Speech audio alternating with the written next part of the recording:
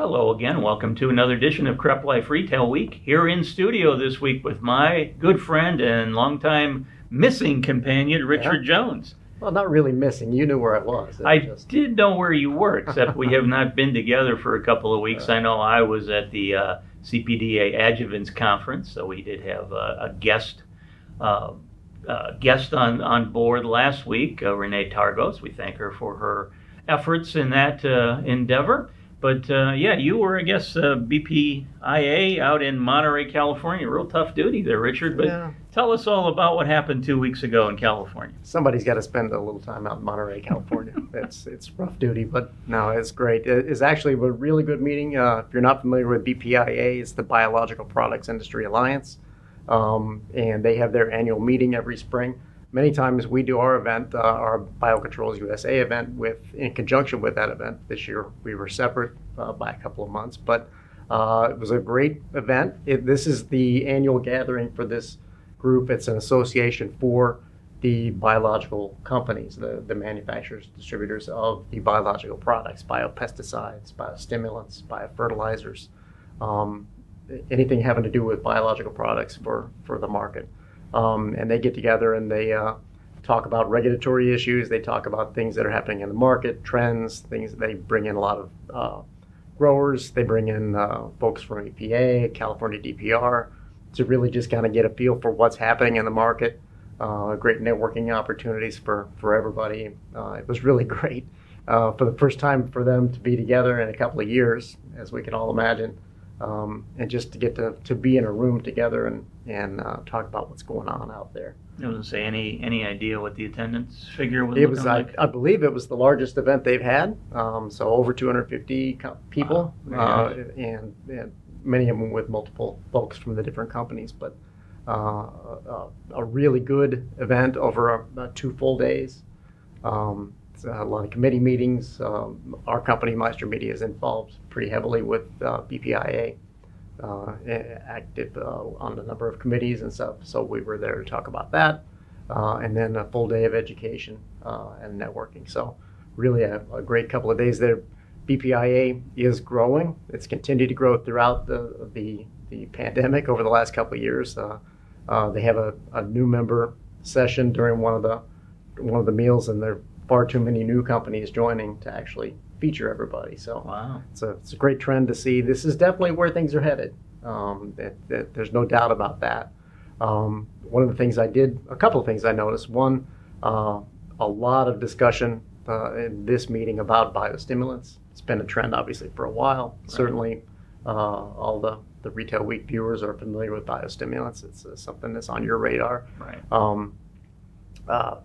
As many of you know, there has been some legislation introduced in Congress that would give us finally a firm definition of what the biostimulants are, which is great. It's sorely lacking. That's true, because yes, I know, depending on who I've talked to over the last 5 years or so on the topic, one person will have a completely different definition what a biostimulant is versus a biofertilizer versus a biopesticide. So yes, some standard would be great. And that's where we need to go. BPI has been very involved in trying to get that standard put forward. So that'll be a big deal. Hopefully that will get through.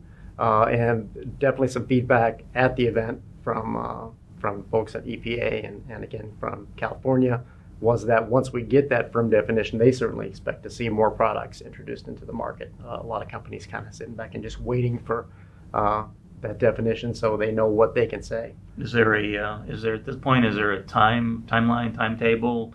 I mean, a date by which they hope to have this firmed up? Or it's been introduced in Congress, and who knows what that means. Okay. So that could take a little while in an election year. Or hopefully it shouldn't be too controversial, so hopefully they can push this through as well. So that'd be good news. But then also just another insight. I've been going to these meetings for a number of years, and as you know, biological products have been very big in the specialty crops market forever. This year, I think I saw more slides during the presentations with row crops than I've ever noticed before. So a lot more interest in that area. Certainly something that will be of interest, again, to Retail Week viewers. hopefully that'll be something that that more retailers and row crop growers can take advantage of here in the next few years. Very good. Now, obviously, viewers, if you're interested in finding out more about the meeting and learning more about BPIA, just check out the web address here on our video, and you can look for yourself to find out more about the organization and what it represents. Great, thanks. All right. So, Richard, I have a couple of items to share news-wise. Do you want the good news, or do you want the potentially hopeful news? Let's start with potentially hopeful, so we can finish with definitely good. Okay. All right. Potentially hopeful.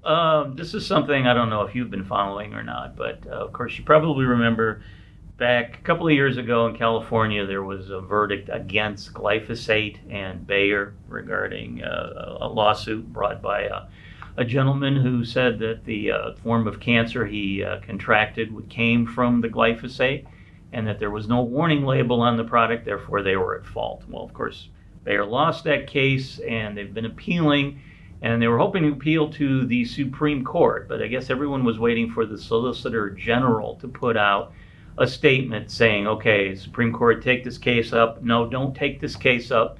That letter came out on May 10th, and unfortunately the Solicitor General said, no, Supreme Court, do not take this case up.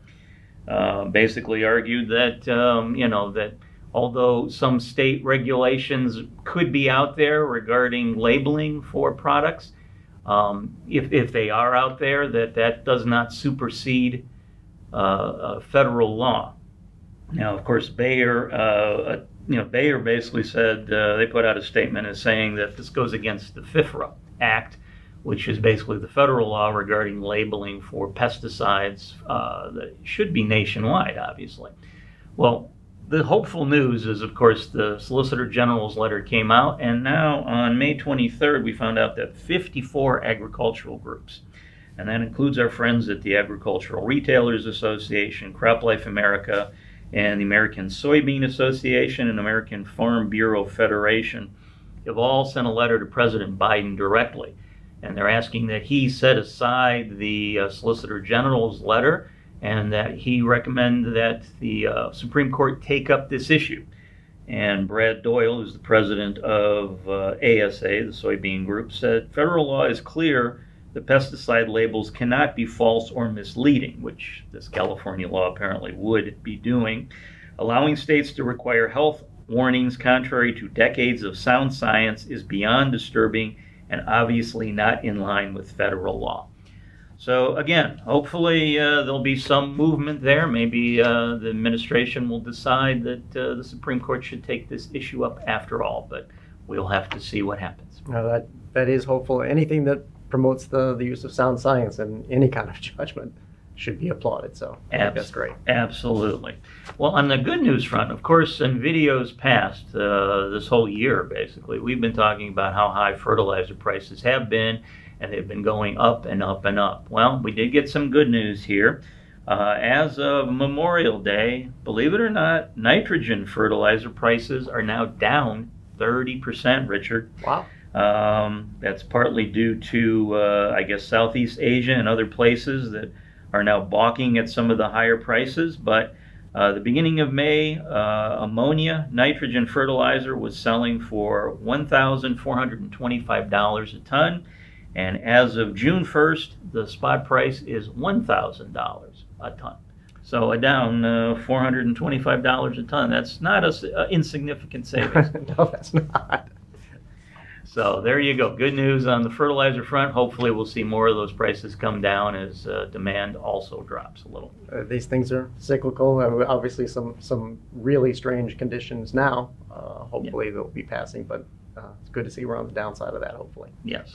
All right. Well, Richard, time for your favorite segment of the show. You haven't played in a while, and I know folks sitting in for you have actually done a nice job, so they're setting the bar pretty high. Yep. Time for Fun with Numbers. Okay. All right, Richard. This is going to be a fun one this week. They always are. All right. By definition. Your number is 14 cents. Okay. 14 cents. Okay. Now, does that represent A, the price increase for diesel fuel since just Memorial Day? B, is that the amount of each dollar producers receive for their crops on average? C, is that the average per hour wage increase for farm workers here in 2022? Or D, is that the amount of money that was left in my bank account following my divorce? I thought you were going to say after you filled up your tank this last week, because that was the answer for me. I'm going to go with B. With B, you are correct, my friend. Keep Yes. the streak going here. Yes, Secretary of Agriculture Tom Vilsack was giving a speech where he's talking about what USDA is doing to help shore up the food supply chain and help transform the food system to be fairer and more competitive. And one of the things he pointed out is just 14 cents of every food dollar go to the producers that actually grow the crops. And that's in large part because there's been a lot of consolidation in the food system, so the producers have not had as much clout as they once had. So that's great, and I would like to say that multiple choice is the best innovation ever in the history of Fun with Numbers. Okay, well I know I've talked to a few people on the road. Some people like it because they get to kind of play along in their own minds. Other people are sad that because they like hearing the buzzer. I know particularly some of the younger viewers love hearing that buzzer. They don't like the bell as much, but they can buy their own buzzer. Well, that's it for this edition of CropLife Retail Week. I'm Eric Sfiligoj here with Richard Jones. Thank you for joining us. We'll see you again soon. Thanks. If you have questions or comments about today's episode of Retail Week, contact us by email or Twitter, or type your message in the comments section below. Your feedback is important to us. We will try our best to address your thoughts in next week's episode, and be sure to subscribe to our YouTube channel.